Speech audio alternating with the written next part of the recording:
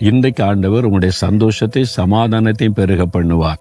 சமாதானம் என்பது ஒரு என்ன சொல்றது, இன்னர் பீஸ். உங்களுடைய இருதயத்தின் ஆழத்தில் ஒரு அமைதி.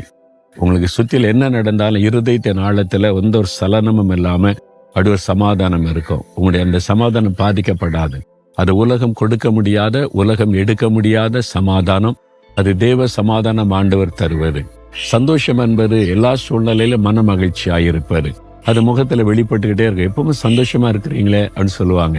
என்ன வந்தாலும் சந்தோஷம். ஏன்னா உள்ளுக்குள்ள ஒரு ஆத்ம அமைதி இருந்தா வெளியே சந்தோஷம் வெளிப்படும்.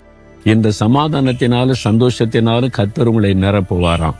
எப்படி? விசுவாசத்தினாலே. இந்த நம்பிக்கையின் தேவனை உங்களுடைய வாழ்க்கையில சொந்தமாக்கி கொண்டீங்கன்னா, விசுவாசத்தோடு அவரை ஏற்றுக்கொண்டீங்கன்னா, உங்க வாழ்க்கையில சமாதான சந்தோஷம் நிரம்பி வழிவதை காண்பீர்கள்.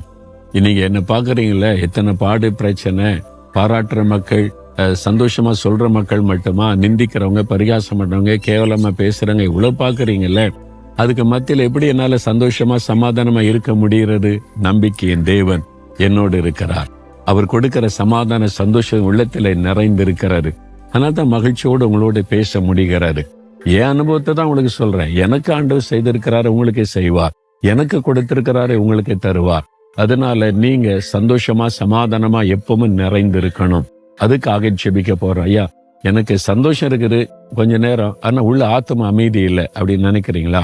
ஆத்ம அமைதி உள்ளுக்குள்ள தெரியுது, ஆனா சந்தோஷத்தை வெளிப்படுத்த முடியலன்னு சொல்றீங்களா? இயேசு கிறிஸ்துவே உங்களுக்கு சமாதானமும் சந்தோஷமாக இருக்கிறவர். இருதயத்துல கை வைங்க. இயேசுவே, நீங்க சொன்னபடி என்ன சமாதானத்தினால நிரப்புங்க, சந்தோஷத்தினால நிரப்புங்க. நான் எப்பவும் சமாதானமா சந்தோஷமா இருக்கத்தானே சிலுவையில மரிச்சீங்க. அந்த சந்தோஷத்தை சமாதானத்தை எனக்கு நிறைவாய் தாங்க. நீங்க வாக்கு கொடுத்தபடியே நான் எப்பவும் சந்தோஷமும் சமாதானமா இருக்கணும். அதற்கு என்னை ஒப்பு கொடுக்கிறேன். இயேசு கிறிஸ்துவின் நாமத்தில் ஆமேன்.